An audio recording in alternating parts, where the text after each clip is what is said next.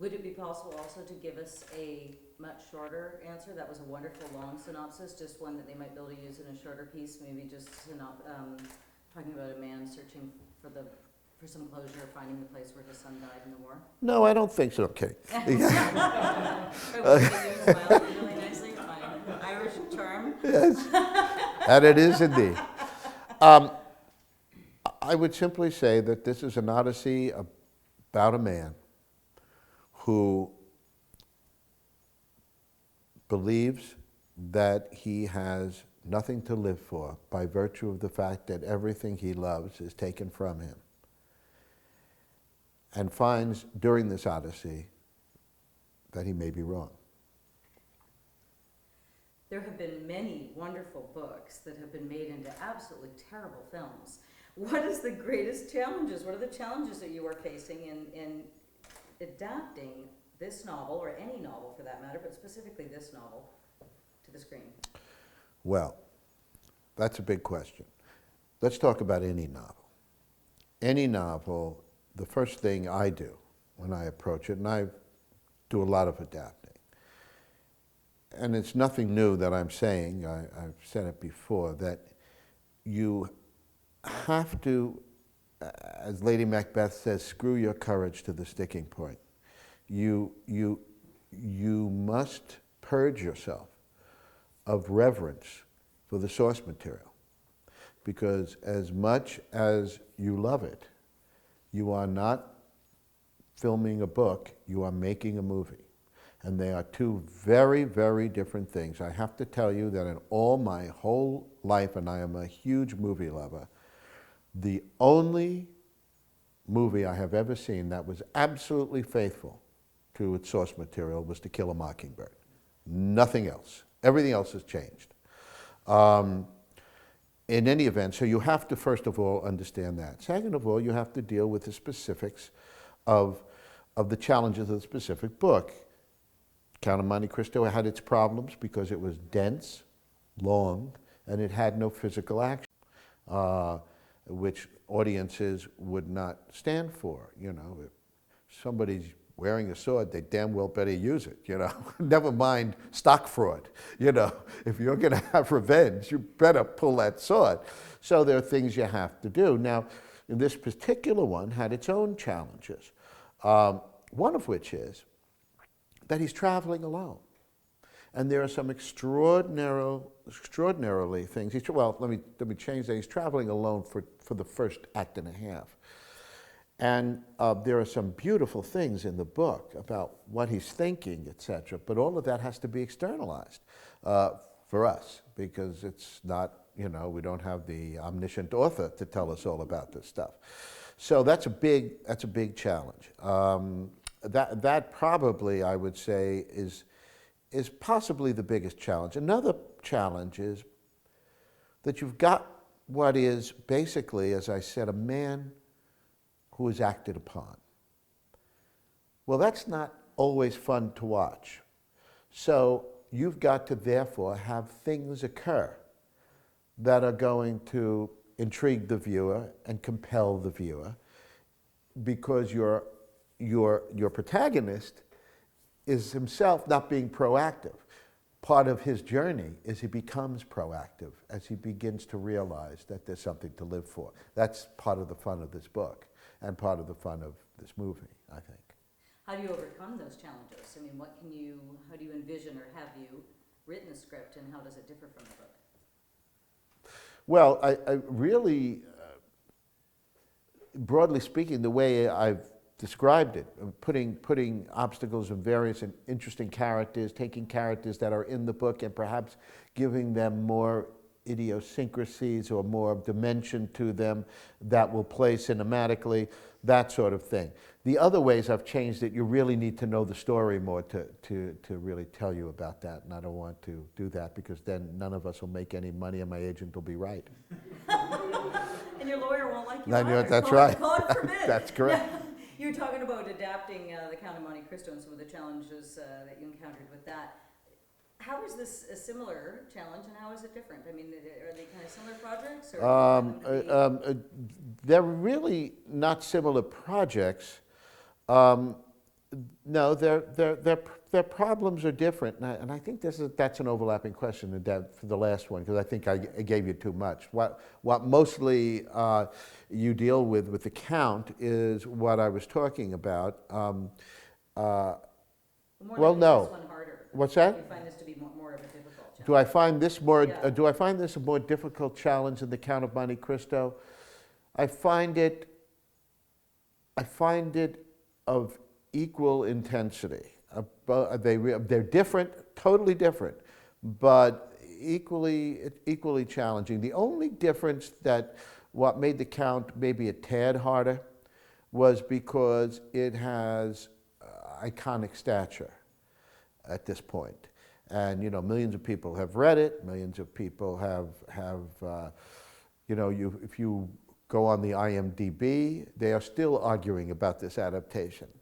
And I laugh my butt off because I think it's so funny that they're still knocking each other. I mean, they have these Talmudic discussions about, well, it's not like the book. Well, it's not supposed to be like the book. It's a movie. And they go back and forth. And I kind of want to just throw each of them a sword and just. So that's that's the problem. The problem is, will you disappoint a base readership that book has over the years?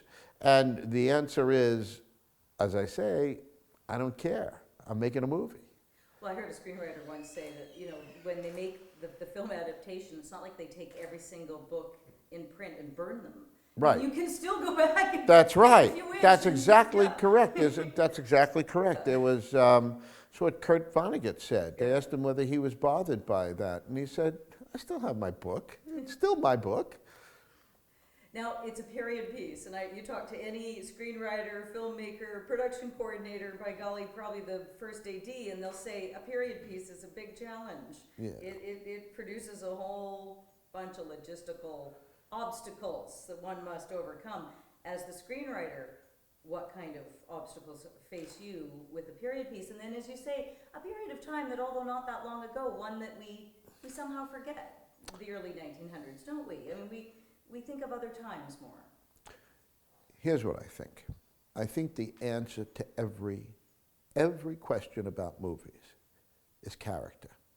Whatever the question is, I don't care what the question is. The question is, if the question is, this has no logic to it, this movie doesn't work at all, I will say the character, i.e.,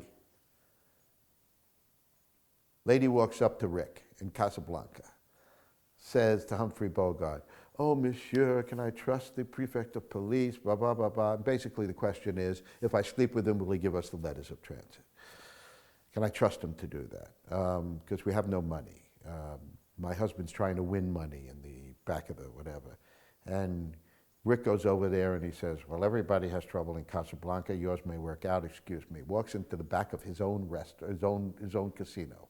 Walks into the back where they're doing the thing. There's the poor guy. He's down to one little thing. Rick, the owner of the casino, says, play 26. Now, he doesn't whisper, play 26. He says, play 26. Everybody else goes, they're all doing all the other numbers. How could they be doing the other numbers? Rick is saying, play 26. They do. And guess what? This guy wins. And Rick says at the top of his voice, keep it there. And he does. And everybody else goes, and they all do a different number. It makes no sense. And by the way, anytime you can explain to me what the hell the letters of transit are to begin with, I'll give you an award. Nobody understands that. Doesn't matter. It works because you care desperately about the people. Now, what are the problems in a period piece? I mean, how do you lick them? You lick them with character. You care enough about the character, and that's all that. They'll take the trip with you. They'll go with you. I can't help you with the budget. I can't say to you, no, yeah, we're going to need, it's World War I, we're going to need those little tin hats, and we're going to need some guns and a little poison gas, and somebody's going to have to dig a trench every now and then. That's all going to be true. But I will tell you that if you care about the people, you won't have to know that in Sarajevo, where the Archduke got shot, and that's how all this began. It's all about people. Well, let's talk about those people. Charles Martin. Yes, Charles Martin. Charles Martin is all that I said. Charles Martin begins as what you think is an unstamped coin.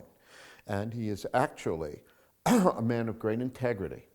But again, he does not carry with him the aura of charisma. And he gradually becomes something probably that he himself never dreamed he could be. And anytime you take somebody you care about, especially somebody who's vulnerable, and now you put him through transformation, everybody comes along, if you do your job right. Need a very special actor to play this role. You do indeed. An actor who can be vulnerable, and an actor who can play every man, even if they can play every man, but their aura is not every man, then you got a problem. I'll give you an example. Tom Hanks, terrific. Absolutely right for this part. No question about it. If you could age Philip Seymour Hoffman a little bit, and I believe you can do anything to Philip Seymour Hoffman, he could do this in a heartbeat. If you give it to Harrison Ford, you're in trouble. Because what Charles Martin becomes is a little like Harrison Ford as we think of him. And so consequently, there's no journey for Harrison Ford, no matter how good an actor he is, and I believe him to be a very good one. Other casting, you can go another way to casting. There are several actors that are the every people casting. They're like, it's like having a wild card, What is it you want him to play? Zoom, there he is. The Russell Crowes of the world, whatever you say. But they've got to be able to communicate, I'm just like you. I'm just like you. Those are big names. You feel confident, and I guess we got you, so we can maybe get them. Eh? You got them in your BlackBerry there? Why Captain Butler? I've never had anybody say that to me before. I think that good actors are attracted to good material. The book is a wonderful book. If I'm worth my salt, I hope I will deliver a wonderful script, and from there, hopefully, our chance to screw this up will be over. If they don't do it, that will be their chance to screw it up. But hopefully we won't. So they'll probably hate their lawyer and their agent and accountant as well until they win an award for this role, perhaps? From your mouth to God's ears.